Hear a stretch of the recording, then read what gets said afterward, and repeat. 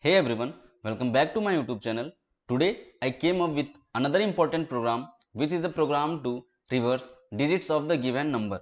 So as you can see in the example, the input integer is 1945 and the output is the reverse of input integer, which is 5491. Basically all the digits of input integer is reversed and then printed in the output. Okay, so this is all about the question. Now let's come to the solution part. So let's take n is equal to 123 for our solution part, and its reversed part that I am calling is uh, reverse number. Okay, and its reverse part will be 321. Okay, so here initial the digit is 3, then second digit is 2 and third digit is 1. So to get 3, can I write 0 into 10 plus 3 equal to 3? 0 into 10 is 0 plus 3 is 3. Okay, can I write? Yes. Now to get 32, can I write 3 into 10 plus 2 equal to 32? 3 into 10 is 30, then adding 2 it will result to 32. Now to get 321, can I write 32 into 10 plus 1 equal 321? Can I write? Yes, I can. Why? Because 32 into 10 is 320 and plus 1 is 321. So like what I am doing, we need to understand these steps. Okay, first one, second one and third one. If you notice, and I am just repeating a single operation 3 times. Okay, in step 1, step 2 and step 3 I am just repeating a single operation. What I am doing, I am taking a number, multiplying it by 10 and then adding another number. I am taking a number, multiplying it by 10 and then adding another number. Same in step 3. Okay, so which number am I taking and which number I am adding, these two values we have to look for. Okay, so as you can see, like here I am adding 3, then I am adding 2, then I am adding 1. Can I say these are the digits of input integer, which is 3, then 2, then 1? Yes. So it means in each step I am adding the last digit of input integer. Means here I am taking n is equal to 123. So last digit will be 3.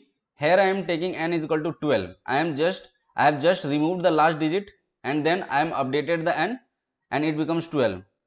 And the last digit is 2, so 2 is added here, and now I have to remove 2 from here and it will become 1. So now the last digit is 1 and 1 is added here. So the value that we are adding in each step, so this is clear. What I am doing, I am adding the last digit. Okay, so addition value is cleared, but what value we are multiplying, in each step? Initially we are multiplying 0, then 3, then 32. So leave 0 for now. Now let's look here, the step 2 and step 3. Here I am taking 3. Okay, here I am taking 3, which is the result of previous step, and in next step I am taking 32, which is the result of its previous step. Means let's clarify it. Let's take initially a variable and store 0 to it. Okay, answer is equal to 0, and what I am doing, let's write it. I am multiplying answer by 10, then adding what?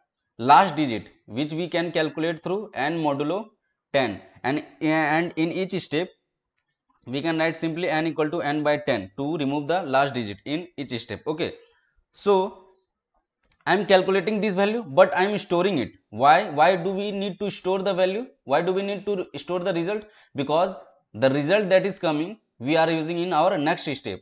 Here in first step the result comes 3 and we are using 3 in our next step. Here in second step the result comes 32 and 32 we are using in our third step. So we need to store the result.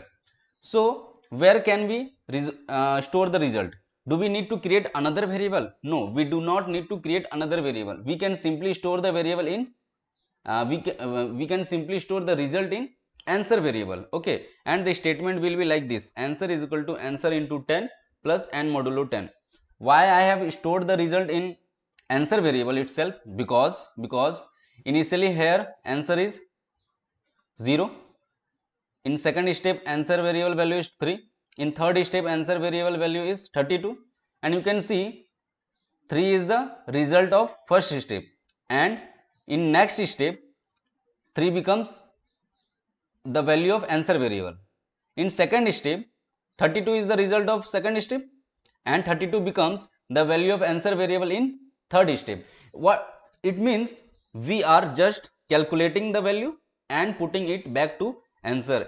It means in each step we are updating the answer value. Okay, so this is all that we have to do, and we need to perform these operations till how many times? Like how many times do we need to perform these operations? We need to perform till all the digits get removed. Why? Because we are adding digits in each operation, and when all digits will get removed, then there will be nothing left. So that point will be our terminating point. Okay, so we can simply write while n not equal to 0, we can perform these operations. Okay, and at last, as you can see, this will again the last result will again put back to answer variable.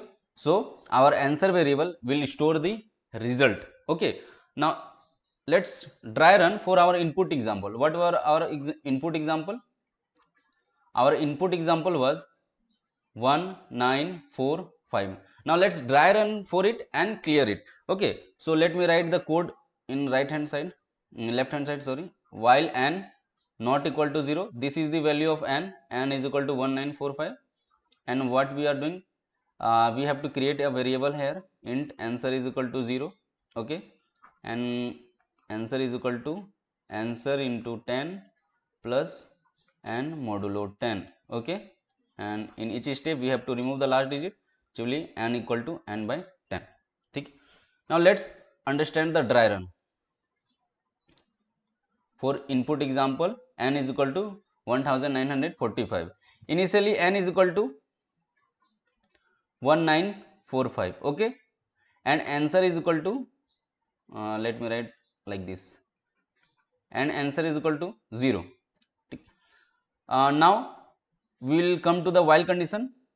While n not equal to 0, since n is 1945, which is not equal to 0, the condition is true. We'll come to inside the loop and we'll do this operation, answer into 10. Answer value is 0, so we'll do 0 into 10 plus n modulo 10. The n value is 1945, so we'll do 1945 modulo 10. It will give me the last digit, which is 5. Now we'll add 0 plus 5 equal to 5. So answer will now be upgraded to the value 5, and at last step I am doing n is equal to n by 10. It means last digit will last digit of n will be removed, so it will now become what? 194. Again 194 is not equal to 0, so we are going to do answer is equal to answer into 10. The value of answer is 5, so 5 the value of answer is 5, so 5 into 10 plus n modulo 10. The value of n is 194 modulo 10. It means it will give the last digit. The last digit will be 4, so 5 into 10, 50 plus 4 is 54. Okay, now again answer will be updated to 54, because we are first calculating and then putting back to answer variable. Okay, and again n is equal to n by 10, so last digit will get removed. Now n becomes 19. 19 is not equal to 0. Again we will go inside the loop and we will calculate the value. What? Answer into 10, answer value is 54 into 10 plus n modulo 10, which will give the last digit, which is 9, so it will become 540 plus 9 is 549. Okay, and answer value will be updated to 549. So new answer value will be 549, and new n value will be 1, because last digit gets removed. Again 1 not equal to 0, so answer is equal to answer into 10, which is 549 into 10 plus n modulo 10. 1 modulo 10 will be 1, so it will become 5490 plus 1, so 5491. Okay, and at last step, so again answer value will be upgraded to 5491, and at last n equal to n by 10, so 1 equal to 1 by 10, 1 by 10, 10 will give me the value 0, and it will be stored to value to variable n, so it will now become 0, and as n becomes 0, our loop will break here, because the condition and not equal to 0 will give false, and we will not move inside the while loop, and at last we can simply print cout what answer variable, because this will store, the answer variable will store our result part, or we can say simply the reverse number, which is 5491 for the input integer of 1945. As you can see, simply all digits of the input integer n is reversed and it is printed here. Okay, so this is the complete solution part. Now let's code it. Let's first include the header file, so include iostream, then using namespace std and int main. First take the input integer, okay, so scene n, then we have to create a variable to store our result, so I'm creating an answer variable, and initially I'm putting value 0 to it. Okay, so now we have to traverse till n not becomes 0, so n not equal to 0, and simply in each step what we have to do, first we have to calculate answer is equal to answer into 10, and we will add value n modulo 10 to it. Okay, and in each step we have to remove the digit, so n is equal to n by 10, simple, and at last we can simply print cout answer, which will store our reversed number. Okay, there is int main, so we can write in return 0. Now let's take our input example, which was 1945. Now let's run for it and check if the reverse value is coming or not. So as you can see, the reverse value is 5491, which was our expected output. Okay, now let's take another example, which is 156. So its reverse value will be 651. Okay, so as you can see, our program is running perfect. Okay, now talking about the time complexity of the code. So time complexity of the code will be, since we are running a loop while n not equal to 0, and what we are doing in each step, we are performing answer is equal to answer into 10 plus n modulo 10, and we are simply removing the digits from n from backside in each step. Okay, means we have initially run for 123, then we run for 12, then we run for 1, and in next step when it becomes 0, we'll break our loop. So you can see we are running till